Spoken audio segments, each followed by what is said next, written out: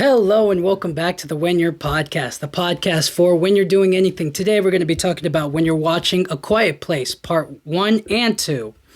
A Quiet Place is directed by John Krasinski and stars John Krasinski, Emily Blunt, Millicent Simmonds, Noah Jupe, and Cade Woodward.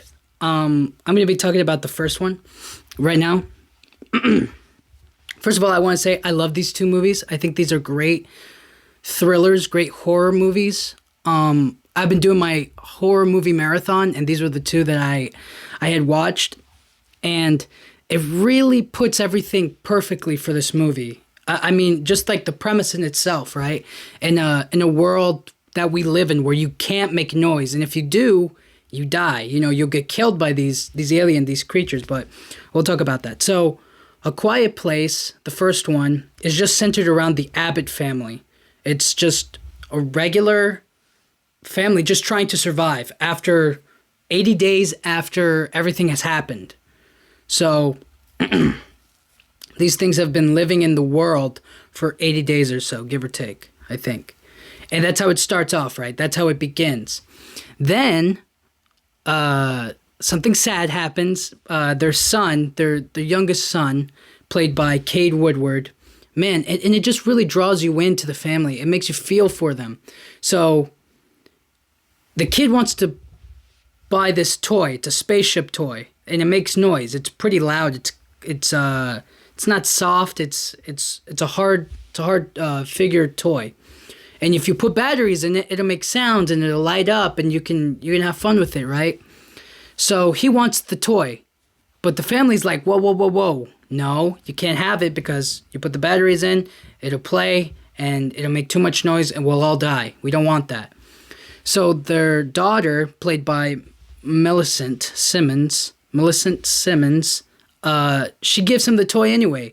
You know, the family kind of leaves the pharmacy, and they go like, hey, I know it's sad, but here, you can still have it, just without the batteries. You know, I think that's pretty fair. And I think she was just trying to be sweet, whereas John Krasinski's character, Lee Abbott, who's the father, is like a little bit more stern. He's like, in order for us to survive, we can't make any noise. It'll be too loud. We can't make any noise whatsoever. And you understand that as a parent and as somebody who wants to protect their loved ones. You know, you don't want them to be in any danger. So that means sacrifices have to be made. So she tries to find a barrier in between. And Millicent's character is deaf, which gives the family a strategic advantage in this world where they can communicate without making any noise because they know sign language. That's the only way they can communicate to their daughter. But the mother and father are both, they both can hear. Anyways, at the beginning, long story short, the kid takes the spaceship toy, but then he also takes the batteries. And then the batteries go off. The toy goes off. It starts playing. And kid dies. Kid gets killed. And we are instantly drawn into this, oh my gosh, there's these creatures out there, and if they make noise, any noise whatsoever, they'll be attacked. And it's so sad because imagine the rest of the walk home. Imagine the rest of... They don't show it, but you can imagine how sad they all are. But they can't cry. They can't make any noise. Imagine how sad they all are when it's just... They have their small little family, and it just gets ruined because of a toy. You know, it really is sad. So it draws you in. It pulls you. Automatically, I feel for the family, and I feel bad. So there's a time gap. A flash forward. They skip ahead like about a couple hundred days. I'll say like about 200. I don't remember the exact number in the movie, but I just know that it's, let's say 9 months have passed, shall we? 9 months have gone by, and we see the family now without their son, R.I.P., and Emily Blunt's character is now pregnant again. Yay! But we don't know what that's, gonna do to replace the son that they lost, to in this world now where these things are out there. How are they gonna survive?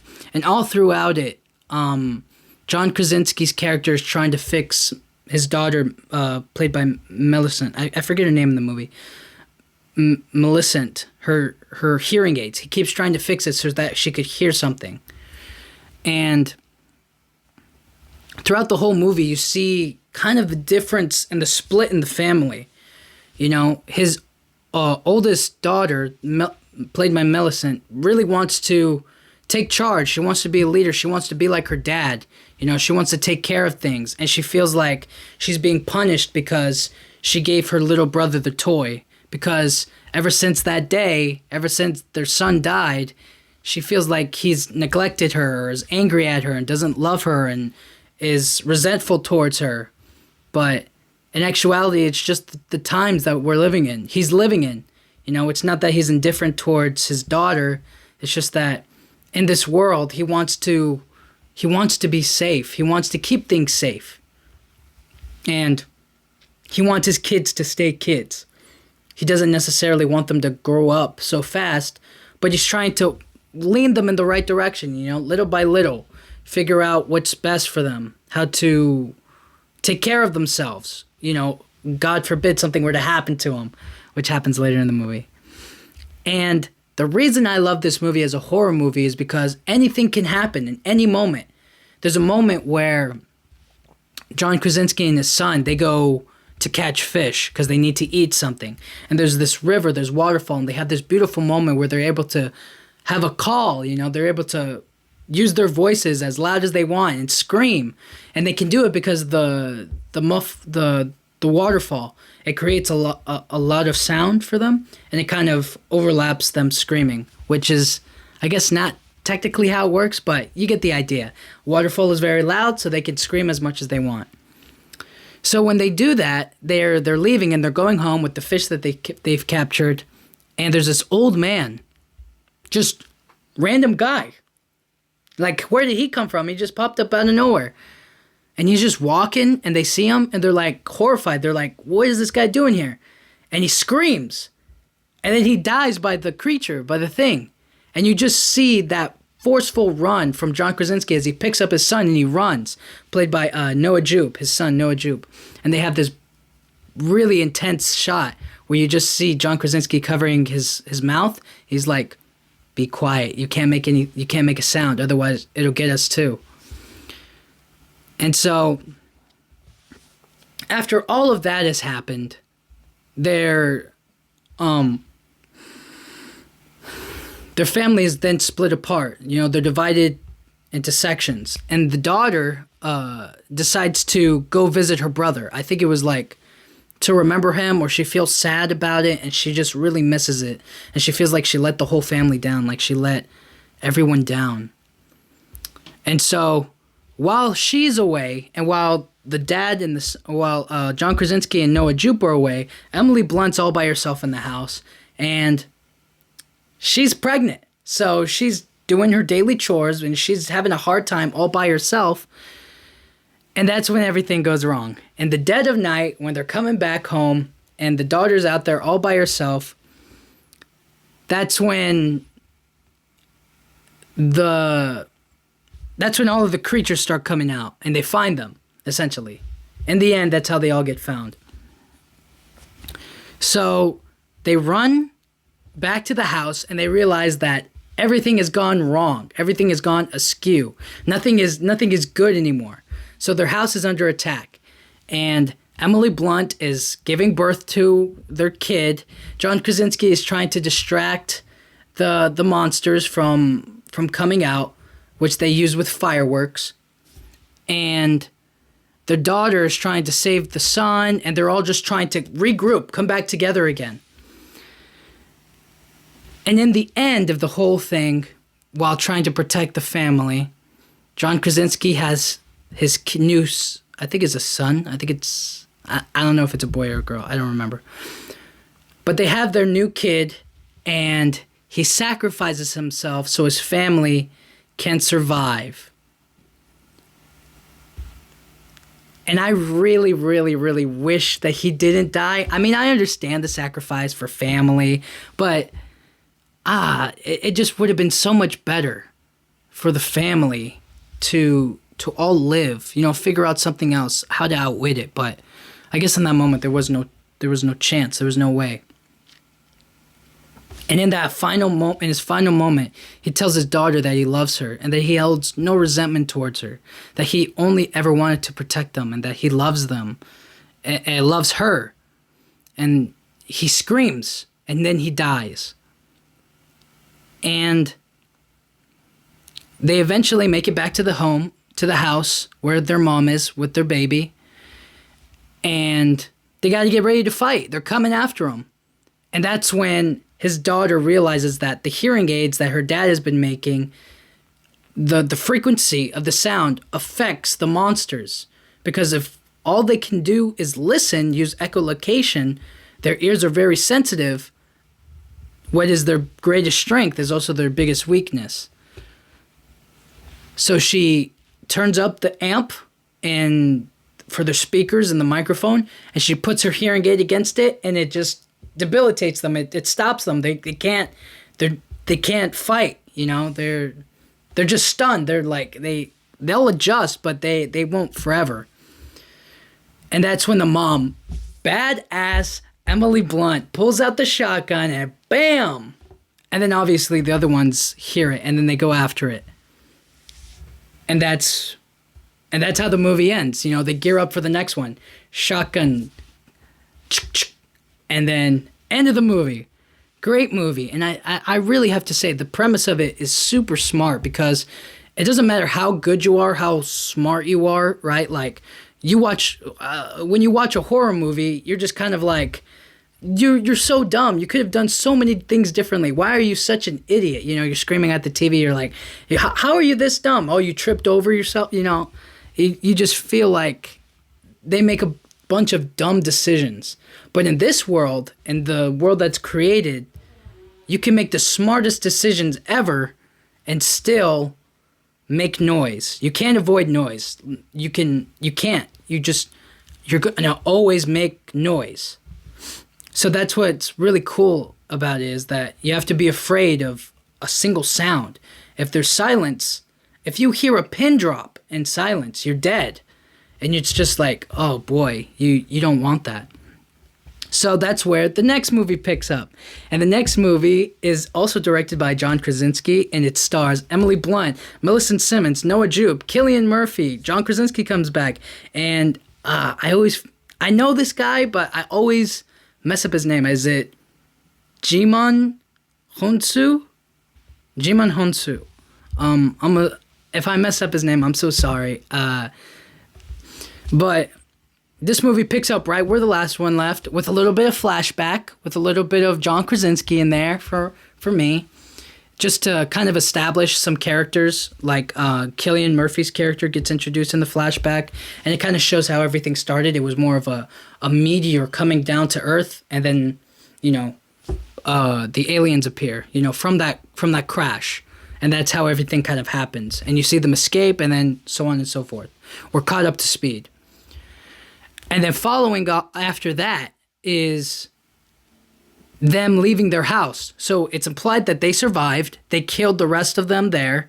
And now they have to leave their home. They can't stay there. They can't stay there forever. They have to get out there. They have to find refuge. They need to do something. Their house is destroyed. Those creatures might come back. They're vulnerable. They have no protection out there. So it's literally them just venturing out into the world. And you don't know what's out there. It could be anything. And early on in the movie, it just it breaks your heart. Well, not break it, but you just feel the immediate danger of leaving, security, of why you want to stay safe somewhere good. So the family are running off. They have their baby in this basket thing, this box to keep it quiet with an oxygen tank so that way it can breathe. And they're running. And all of them, the whole family starts moving. And that's when it happens. Their son, played by Noah Jupe, he steps on a bear trap. A bear trap. I mean, and the moment he steps on it, it just, his whole leg. Now, if I were to get my foot caught in a bear trap, I have the privilege of screaming my head off because if I fall into a bear trap, quite frankly, it's going to hurt a lot. But in this world, if you step on a bear trap, if you hurt yourself, if you get so much as a paper cut and you go, ow, you're gonna die. He steps on a bear trap and he just looks at his foot and he starts screaming in pain. And his mom, Emily Blunt, has to cover his mouth and be like, shut up, boy. You can't talk. You can't scream. Please, you're going to get us all killed.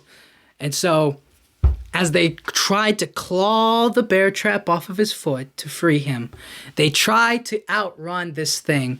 The daughter pulls out the speaker, pulls out the microphone, and does the old hearing aid to speaker combo.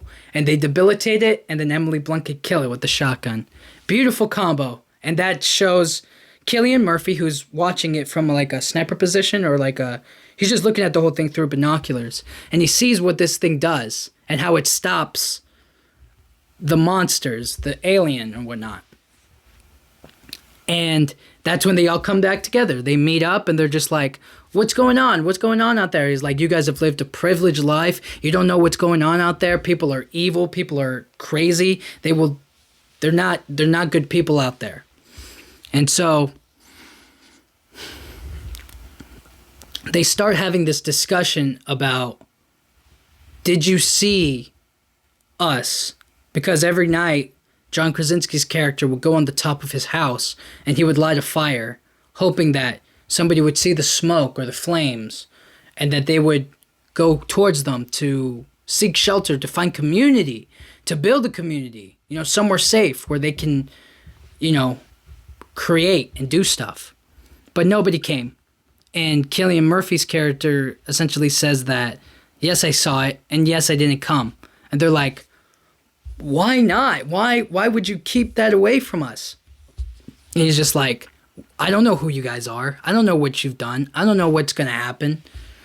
And you feel for Cillian Murphy because while, yes, the Abbott family kept some of their family, they lost their son, they still stayed together. They still kept their family, their life. But he essentially lost everything. His wife, his son, he lost so much. And he's just this broken down man. He doesn't have the strength to keep going. And so you see that kind of desperation for survival. Like, I just want to live. I don't want anything else. But Millicent, the daughter, she has other plans. She wants to find people. She wants to find a place to call home, a refuge spot, somewhere where they can fight back, because she has the answer. She has the key. It's in her hearing aid. She can stop them all and weaken them so that way you could kill them, essentially. At least draw them in near enough or stop them long enough to kill them. So she comes up with this plan from listening from the radio, because the radio starts playing a song called Beyond the Sea. That song, Be Somewhere, from Finding Nemo. Great song. Beyond the sea, she's there waiting for me.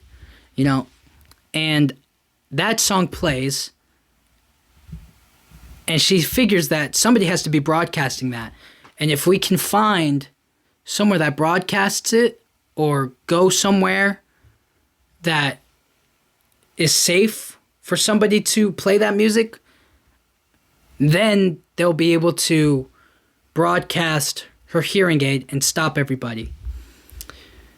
And so, because the brother's weak, he just got his bear trap. They have a baby. Emily Blunt just gave birth, I think, just the day before,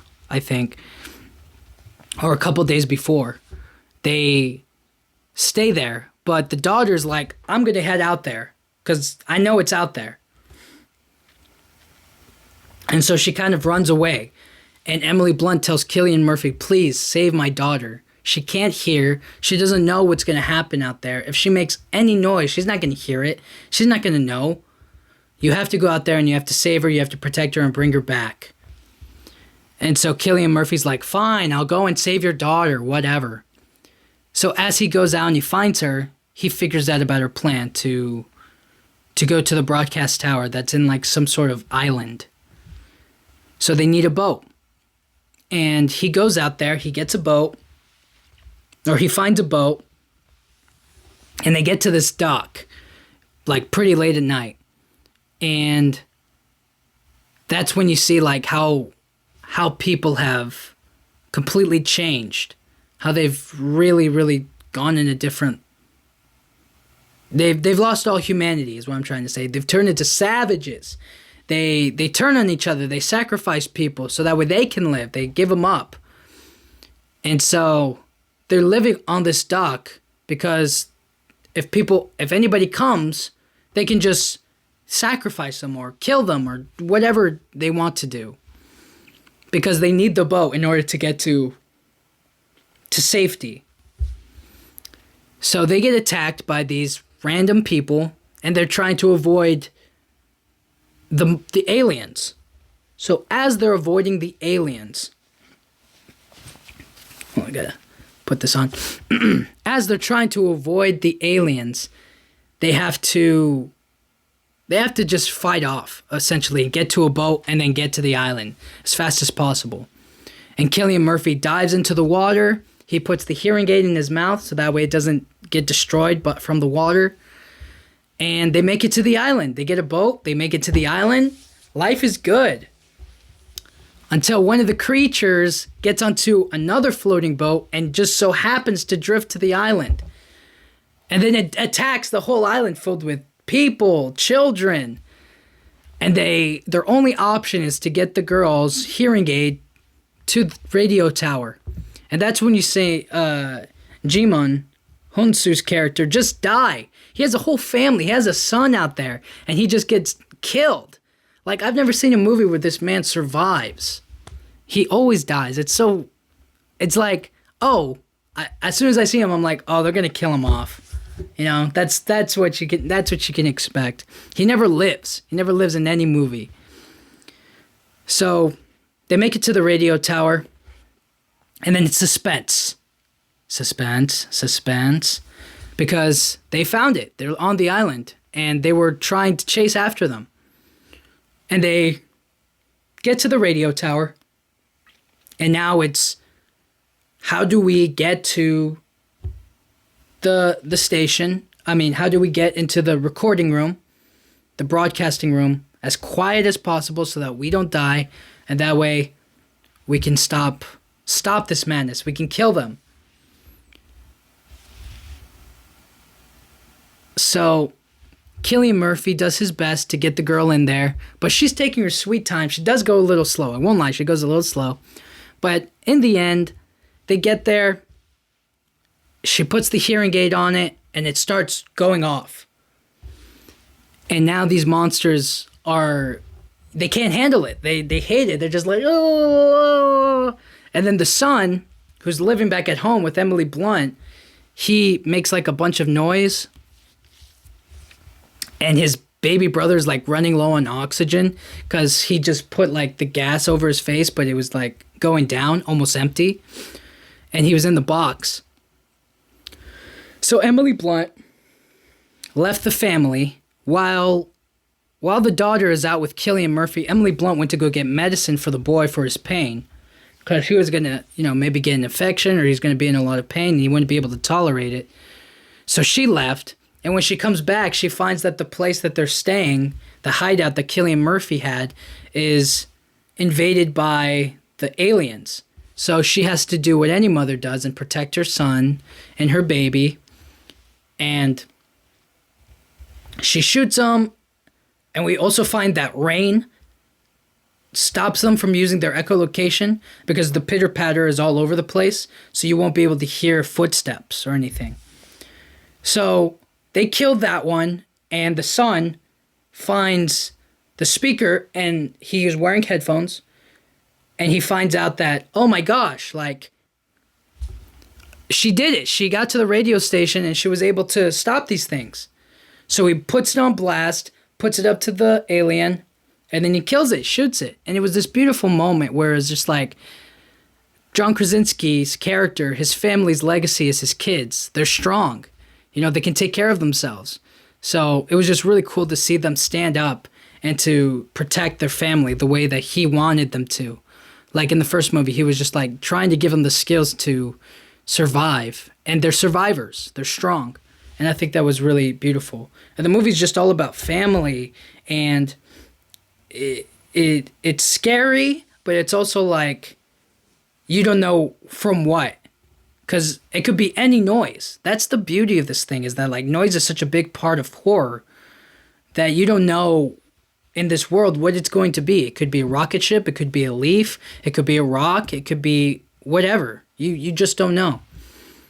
And so that's why I think it's like a really, really good horror movie. And it's just perfect for the genre. And I think they're going to do more movies. There's definitely future movies in the works. I don't know what they're... It's just going to be like A Quiet Place, like spin-off or something. Maybe with like different characters and whatnot. But I think it's going to be really, really good.